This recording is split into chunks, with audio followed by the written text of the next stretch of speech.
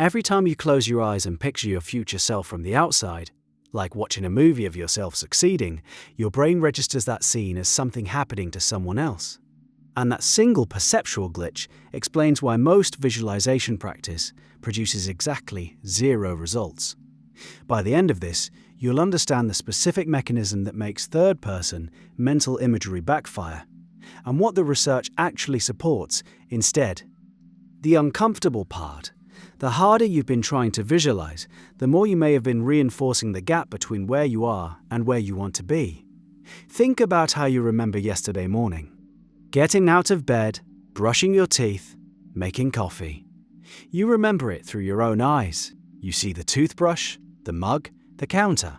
You don't see yourself from across the room like a security camera. That's first-person memory, and it's the default mode for experiences your brain codes as real and self-relevant. Now think about how you remember something from 15 years ago, a birthday party maybe, a vacation. For most people, old memories start drifting into third person. You see yourself sitting at the table. You watch yourself from a distance. Researchers at the University of Aberdeen found that this perspective shift correlates with emotional detachment. The further a memory drifts into third person, the less your brain treats it as something that happened to you. It becomes a story about a character. This is where visualization gets into trouble. When self-help culture tells you to see yourself succeeding, most people default to that cinematic third-person view. You picture yourself on stage giving the speech. You watch yourself crossing the finish line. You observe your future self signing the contract. And your brain processes every one of those images the same way it processes an old, emotionally faded memory, as something distant, something that belongs to a character in a narrative. The emotional charge drains out of it. Psychologist Lisa Libby at Ohio State ran a series of experiments on exactly this split. Participants who visualized actions from a first-person perspective, seeing through their own eyes, feeling the pen in their hand, hearing the room, showed measurably stronger intention to follow through on those actions. The first-person group formed stronger identity links to the imagined behavior. The third-person group? They understood the scenario intellectually. They could describe it in detail. But the motivational bridge between imagining and doing was weaker. The imagery stayed abstract. So why does almost everyone default to the wrong perspective? Movies, television, social media. Every aspirational image you've ever consumed was shot from the outside. The graduation photo, the Instagram post at the summit, the cinematic training montage. Your mental library of success is almost entirely third-person footage. When someone says visualize your goal, your brain pulls from that library. It reconstructs a scene using the only visual grammar it's been fed, and that grammar positions you as the audience, watching from the outside. There's a deeper problem layered underneath that one. Third-person visualization subtly encodes a belief that the successful version of you is a different person. You're here? That person is over there. You can see them, admire them, even feel inspired by them. But the spatial separation in the mental image mirrors a psychological separation. Every time you rehearse that image, you're practicing the distance between your current self and your desired self. You're training the gap. First-person imagery collapses that gap. When you see through the eyes of the person giving the speech, your brain has to simulate the sensory experience. The weight of the microphone, the brightness of the stage lights, the texture of your voice bouncing off the back wall. That level of sensory simulation activates motor planning regions. Your brain starts running the same preparatory sequences it would run if the event were actually approaching. The body doesn't fully distinguish between a vividly imagined first-person experience and a real one being anticipated. That's the mechanism Olympic athletes have used for decades, and the specific reason their coaches insist on first-person perspective during mental rehearsal. A study published in the Journal of Experimental Social Psychology found something that sharpens this even further. When participants used third-person visualization before a task, they performed with more self-consciousness. They became more aware of being evaluated. The third-person angle essentially activated the same psychological machinery as being watched. First-person visualization activated execution machinery, the circuitry of doing, rather than the circuitry of being seen doing. That distinction matters more than it sounds like it should. Most people who struggle with performance anxiety, procrastination, or the feeling of being stuck are already spending too much time in the observer position. They're already watching themselves from the outside, evaluating, critiquing, comparing.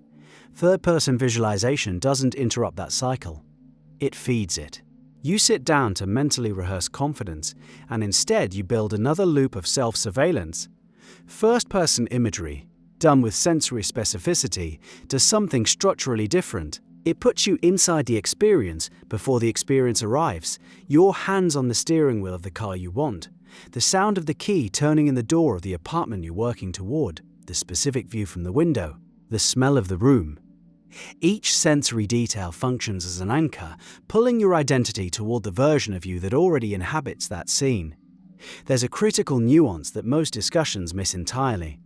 The emotional state during visualization matters as much as the perspective. Researchers at the University of Plymouth demonstrated that participants who visualized goals while experiencing high positive emotion showed greater goal-directed behavior afterward, regardless of the complexity of the goal.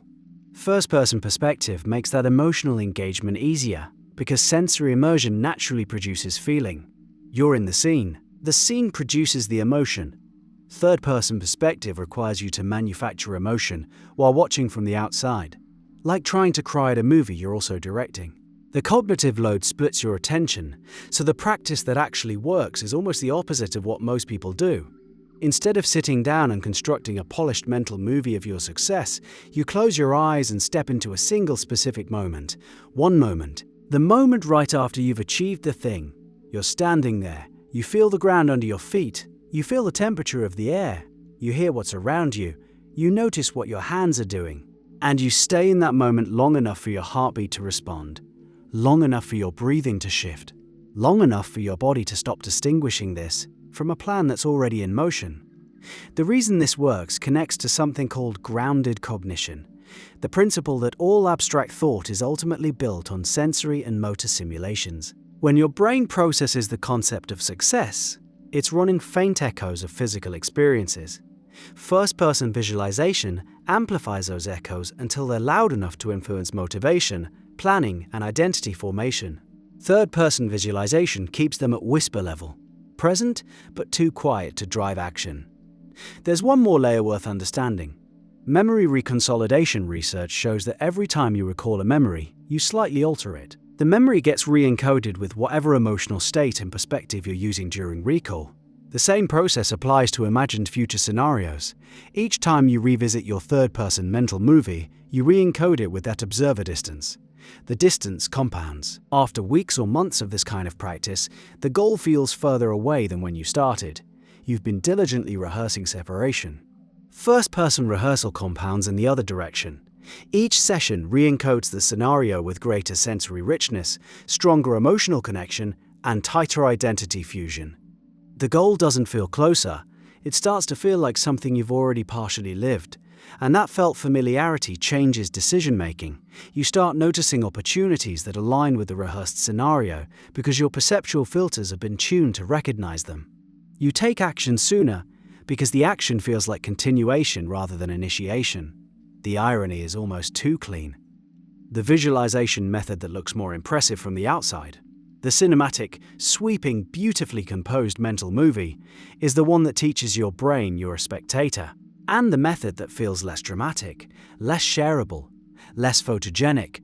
Eyes closed, standing in a single mundane moment, feeling the texture of a doorknob, is the one that rewires your sense of what's already yours. Your brain has been casting you in your own life story. The question is whether you've been sitting in the director's chair or standing on the set.